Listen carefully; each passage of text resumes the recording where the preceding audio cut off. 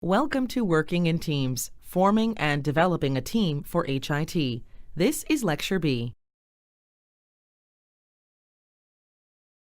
The objectives for forming and developing a team for HIT are to describe stages of team development, identify the needs of the team at each described stage, establish and clarify common goals and purpose for a team, identify key characteristics of effective team members, identify key factors to maintain HIT teams. In Lecture B, we will focus upon the last four objectives, which are to identify the needs of the team at each described stage, to establish and clarify common goals and purpose for a team, to identify key characteristics of effective team members, and to identify key factors to maintain HIT teams. Establishing and clarifying common goals and purpose are the necessary first steps in team formation. As discussed earlier, the project team is a working unit of individuals who share a common mission and who use a structured approach to integrate individual skills as they progress towards a common goal. Team unity is not assured by simply sharing a mission and using structured team approaches, however.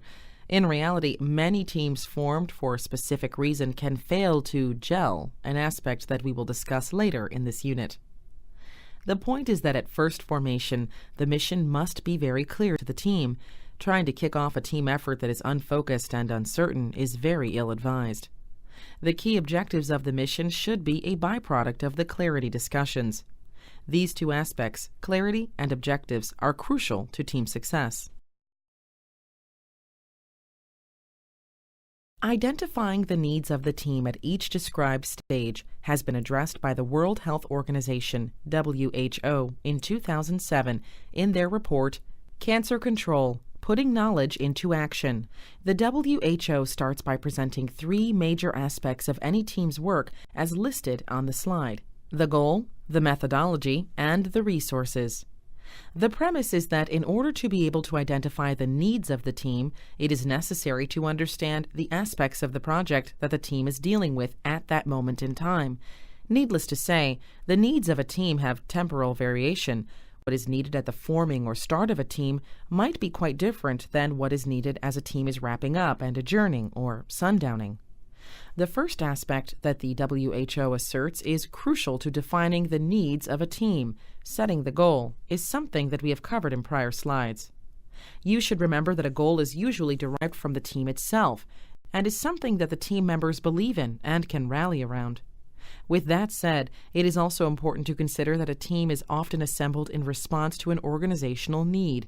For example, the chief financial officer may charge a group with identifying ways to reduce expenditures, but the team then sets the specific goal and outcome measure that they are going to address, such as to reduce the length of stay by 0.5 days in surgical patients, or similar.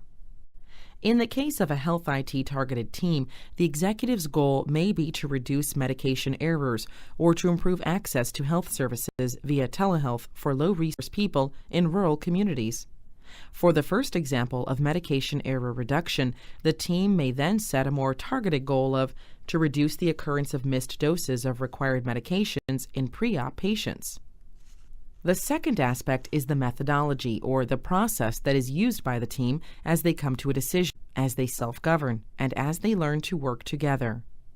Interestingly, the WHO makes the point that technical teams struggle more with process issues than task issues, which in hindsight seems to make a lot of sense. Oftentimes, a team member may want to jump right in and fix something without really thinking about the big picture or the process aspects. The quick fix approach is often a technical one. The propensity to jump and go for the somewhat easier technical fix is just part of being human. The point to all of this is that a team does end up with a process or a method for doing their work, and part of that process includes keeping everyone on track. Technical teams, at least according to the WHO, have more issues with the process piece, implying that there is constant effort required to think about the impact that the fix made has on the bigger ecosystem and the downstream effects that a quick fix may cause. As we discussed in Unit 1, healthcare and health IT are inexorably intertwined, and the work of one team is almost never something that happens in isolation. A domino effect is the norm. Therefore, methodology matters.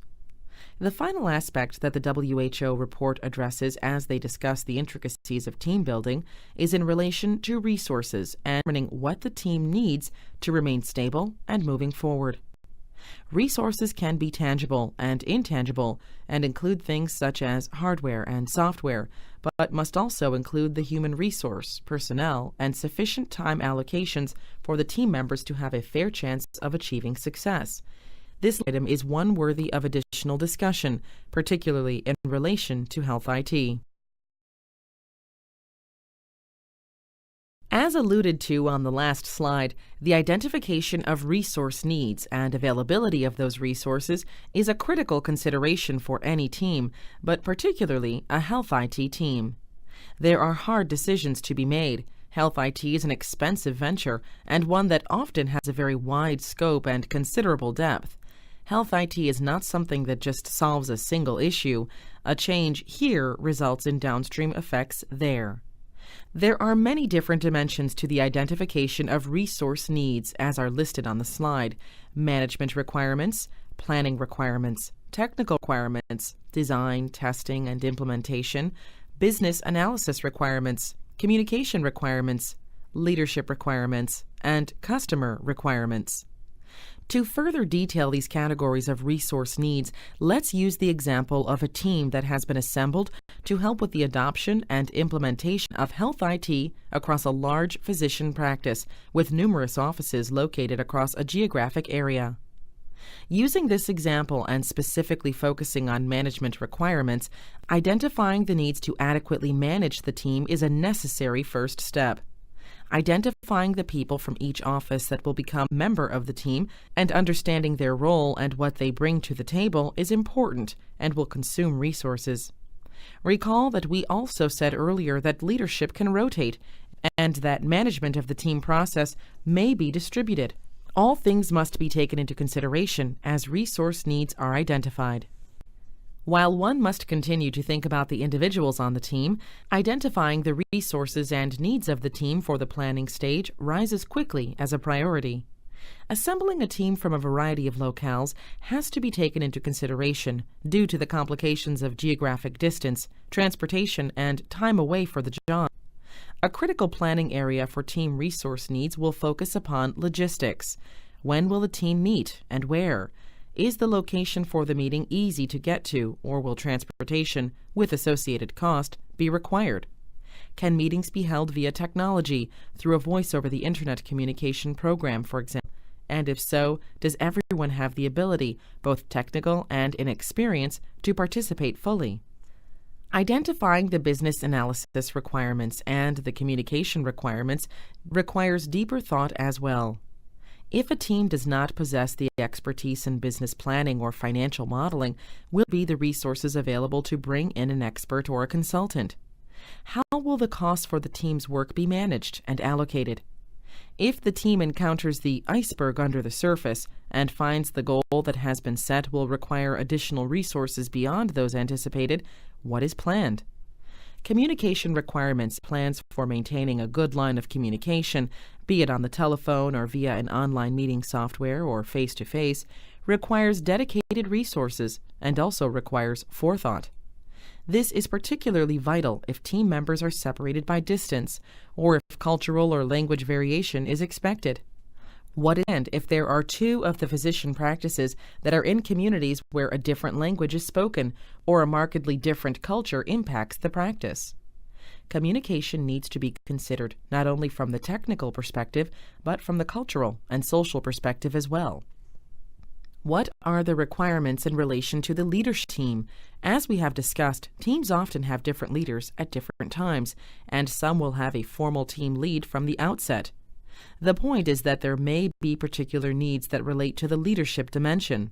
Will the team lead be required to travel to the corporate office on occasion? Will the team lead be required to visit each of the outreaches? And finally, customer requirements require planning and forethought as well. The customer can be defined widely. It could be the billing clerk in the office. It could be the patient population. It could be the other clinicians in the office. What will be the impact to the patients or the other office staff if the scheduling clerk as a member of the adoption and implementation team will require 1 day off a week for team activities for 4 months? Again, the point is that teams have tentacles and the impacts can be far-reaching. Therefore, it is nearly impossible for a team to form and perform without some sort of effect on the general ecosystem. It all requires good planning. We want you to think about the domino effect and prepare for the unseen aspects or complications that may arise. Identifying resource needs adequately and expecting the unexpected at the outset can save agony later in the process. The takeaway point here is that while identifying the needs at these stages might seem quite straightforward, in reality, a team will often encounter rough seas, hidden costs, and unplanned diversions. Health IT teams in particular are quite susceptible to the threats of the unanticipated. Why is that? Health IT has been compared to an iceberg. Oftentimes, only the top of the iceberg is visible, and the majority of the bulk hides below the surface. Inexperienced teams that do not fully understand the true size and reach of most health IT projects can find themselves with only enough resources to tackle the part of the iceberg that they can see. What lurks below the surface can sink a ship or an organization. Further complicating the picture, health IT teams are often resource-constrained, as a balance between the costs of the system are balanced with the cost to actually make it work in practice. A fine line has to be walked to assure that the team has access to sufficient resources to accomplish the task. Even the best team cannot squeeze blood out of a turnip. Many high-performing teams who find themselves with a much larger project than was resourced for can face failure. Of course, this speaks to something that we have discussed earlier, the importance of diversity of a team. And while we don't want to return to what we have covered in prior units, it is important to say that a team member who has experience in health IT projects and/or the resourcing of such efforts can be a very valuable member of the team. We will talk more about team composition later. Just remember that a diverse team with mixed skills can be a very powerful asset and may help you see the part of the iceberg that is hidden. As the resource needs and availability of those needs are being determined and finalized, other team actions remain to be addressed. Determining team composition, establishing rules of engagement, clarifying roles, responsibilities, and expectations, the development of action plans, tools for measuring progress, and finally, a metric for team evaluation are remaining tasks to be completed. As the team is forming, members may gather and initial action plans may be developed, but it is important to note that these first steps are not necessarily written in stone. Initial plans create a foundation on which to build a more solid plan of action. As that more solid plan of action emerges, team membership may change, meeting schedules are set, and distinct ideas about who will do what and who will lead at what time are being developed. As the plan becomes more solid and the team constitution becomes more defined, specific tools for measuring progress and evaluating performance can be decided upon.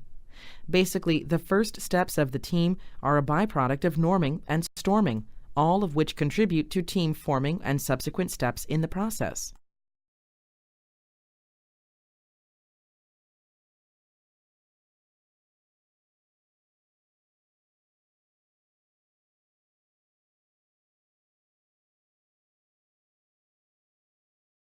Let's take some of those general concepts and focus them on health IT, for instance, composing teams. How are health IT teams designed? Who are the members? Why does team composition matter? Team membership in HIT is often diverse, and for good reason. One way to almost certainly ensure disaster is to create a team to plan and implement a system that does not contain representatives from the main user group or those who will be impacted the most by the new system. Having users of the system present on the team is critical. Teams can benefit from inclusion of a member with financial experience, particularly if budget projections and impact on financial dimensions are expected by implementation of a new system. Human factors engineers or usability experts are similarly important so that the impact of a new way of doing or a new presentation of data is understood and the unexpected consequences of system change are fully appreciated. Management presence on the team is valuable so that an understanding of the workings of the new system is fully understood. In general, team composition should not be helter-skelter. It is wise to plan carefully and thoughtfully. Should only the energetic and system-savvy people be included? Possibly not. It may be of benefit to include members of the skeptic group. A skeptic-turned-believer may be an ace in the hole to encourage adoption amongst other non-believers. Clever composition demarcates the wise leader. Developing the ground rules are also a very important piece of the puzzle.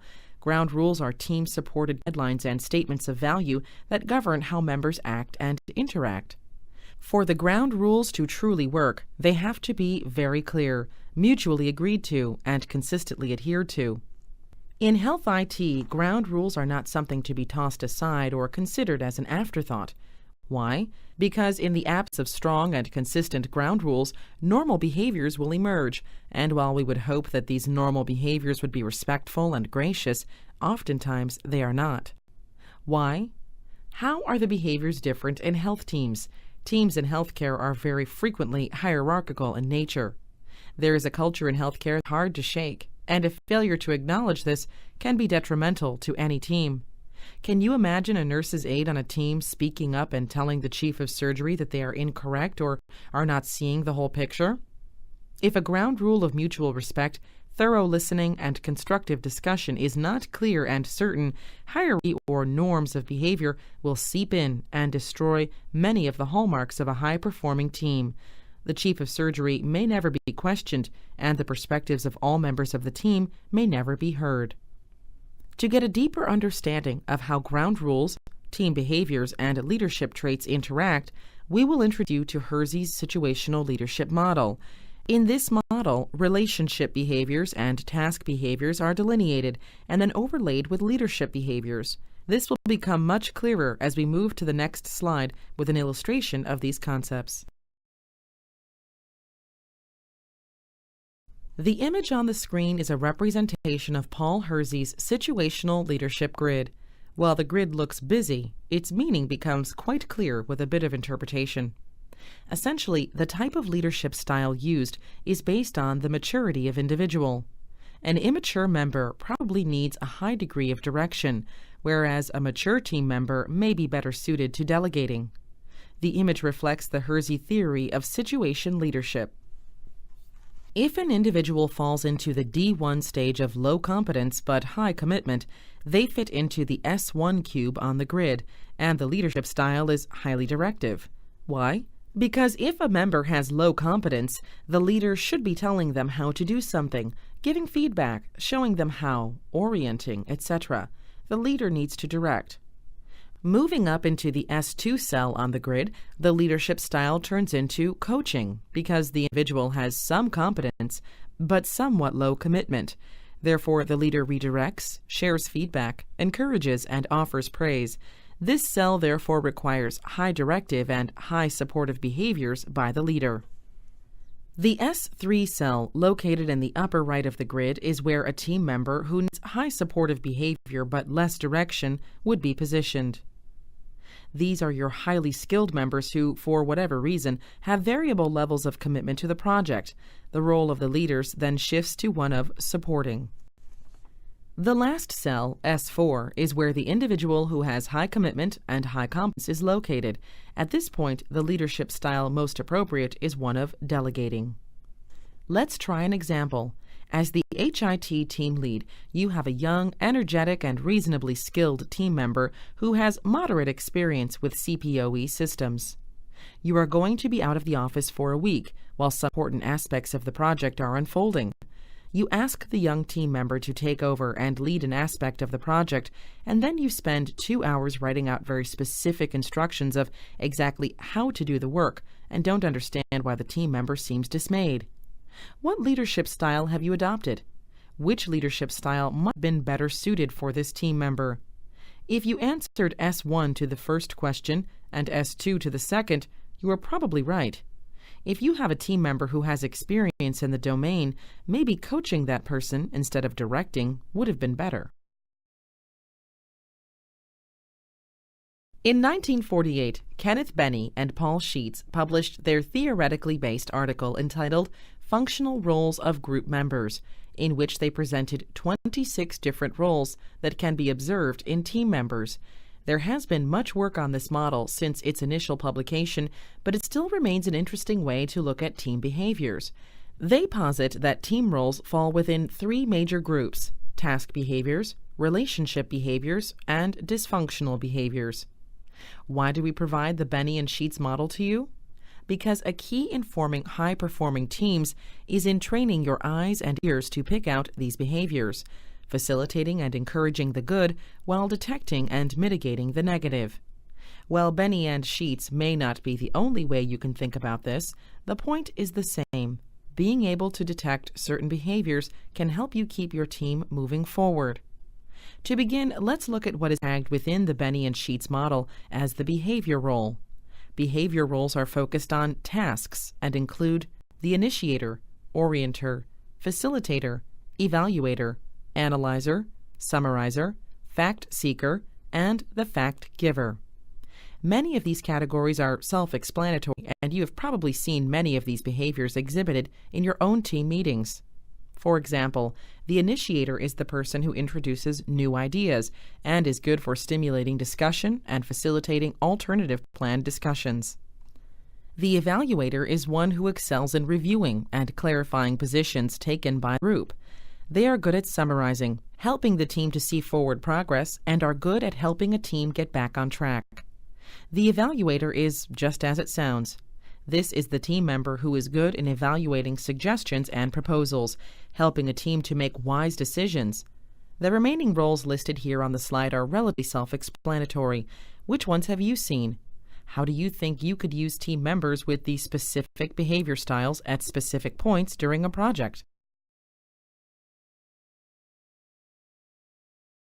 Relationship behaviors, the second dimension of the Benny and Sheets model, are behaviors that focus on giving support, working at facilitating effective interactions, and providing feedback when necessary. Let's look at a few roles that are listed on screen.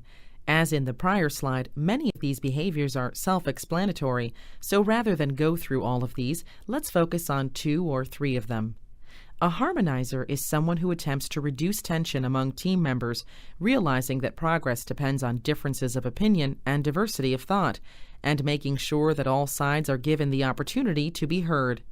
This is a very important trait, particularly in HIT teams with its inherent hierarchy and frequent interruptions. A related behavior or role is that of the gatekeeper, who makes sure that no one team member is permitted to monopolize, or, on the other side, is too shy to come into the discussion. Finally, the consensus tester is someone who will, from time to time, ask that very important question: how do we all feel about this situation right now? This is a way to check the pulse of the team members as they move forward and become ready for the next steps. These 2 overarching groups, the behavior or task roles and the relationship or supportive roles, are both positive in nature. Benny and Sheets also classify a third group of team behaviors that are not positive in nature, labeled the ineffective behaviors. We will focus on them next.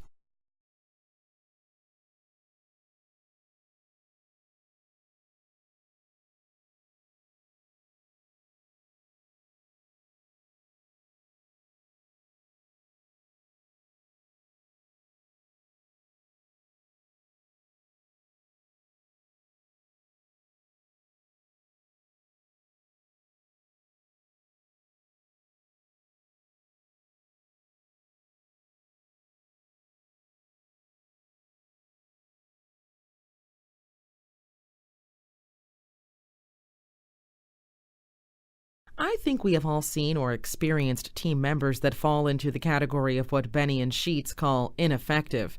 For example, the aggressor, who ridicules, questions, and attacks the status of others on the team, is one particularly vexing type of behavior, as is the monopolizer. The monopolizer is someone who is verbally aggressive and is most concerned that their opinions are heard first and foremost. They frequently interrupt others and seem to enjoy hearing themselves talk.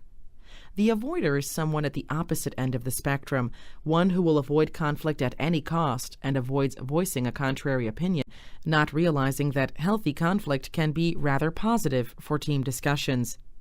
The prankster or the clown is someone who lacks interest in the team and whose antics are distracting or sapping vital attention away from the true matter at hand. While the Benny and Sheets model is a bit long in the tooth, it still has relevancy today and is a good tool for a team leader, and actually all team members to use. Recall that earlier we presented the assertion that a good leader has great personal insight. Therefore, this classification scheme may also be beneficial for you personally as you strive for personal improvement.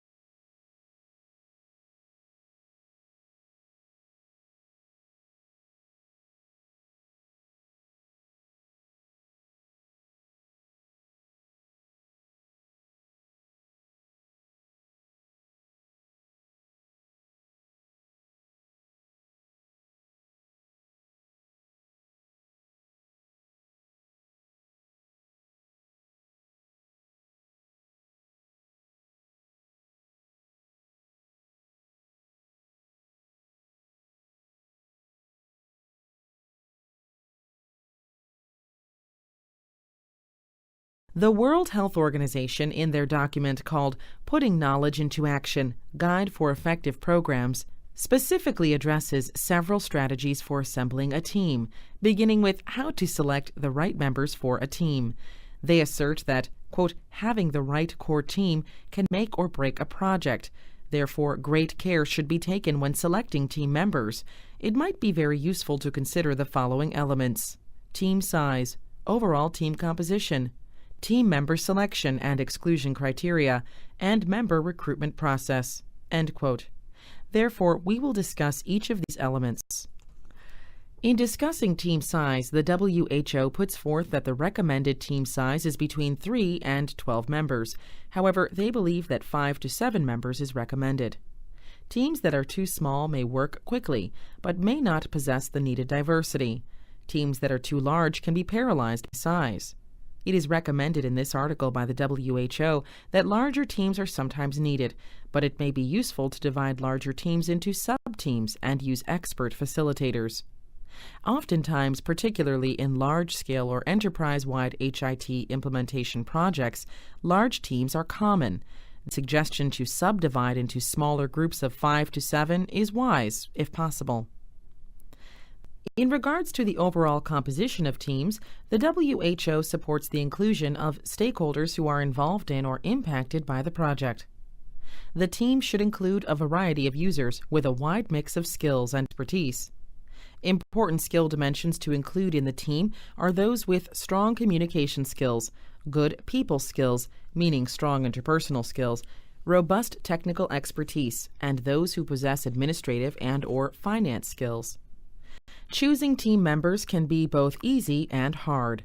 Politics may sometimes dictate team membership, but if possible, choosing those who are energetic, enthusiastic, open-minded, have time to devote to the work, and are viewed favorably by the eventual users of the team product can be very beneficial.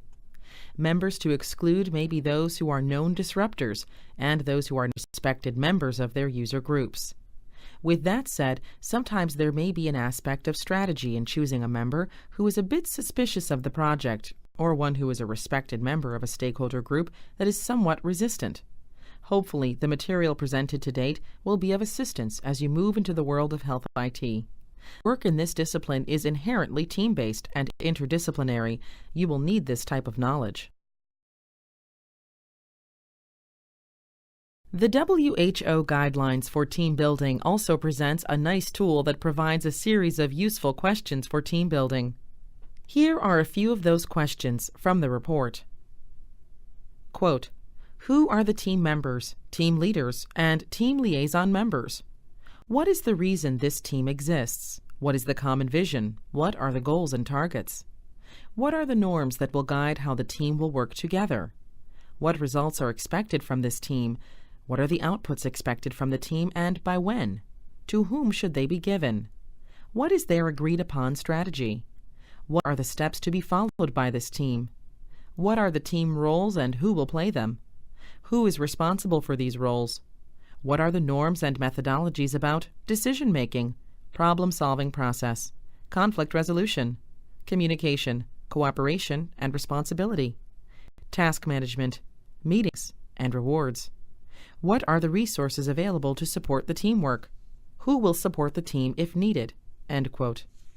Now, whether you use these questions in their entirety or not at all, the point is that these are all important aspects that require consideration during the team-building process. There may be additional questions that are dependent on the uniqueness of the project or the goal, but this set of standard questions may be helpful to you, particularly if you are tasked with pulling together a team to address an HIT challenge. This list is a quote from the WHO, Putting Knowledge into Action, Guide for Effective Programs, from page 8. The full reference can be found at the end of this presentation. The characteristics on the slide are things we have heard before: being committed to team goals, listening with understanding, actively contributing to the team effort, recognizing and respecting other members' ideas are all hallmarks of a good team member. Of course, when these behaviors are supported within a team, the maintenance of a team becomes much easier. This requires that the ground rules or rules of engagement are established and really adhered to. A good leader leads by example with their own personal behaviors and interactions, which is fundamental, and team members must follow the lead. When all these ingredients come together, the team moves forward and the management is eased. A final point to be made in the maintenance of teams is that team membership may change over time. New members may join, existing members may drop off. Teams do have a lifetime, and constitution may change. The suggestion is that a team should not be conceived of as formed in granite. Do not be afraid to change the team membership.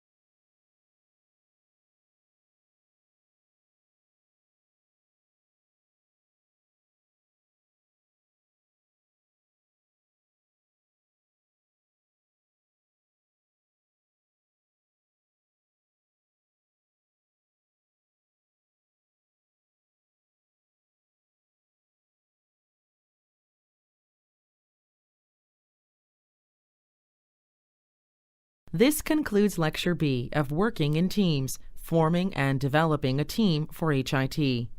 In summary, we have described the stages of team development. We talked about how to identify the needs of the team at each of the described stages, and how to establish and clarify common goals and purpose for a team. Key characteristics of effective team members and leaders were identified, as were the characteristics of team members that should be facilitated to make the maintenance of teams easier. Finally, we made the point that teams have lifetimes and are living entities.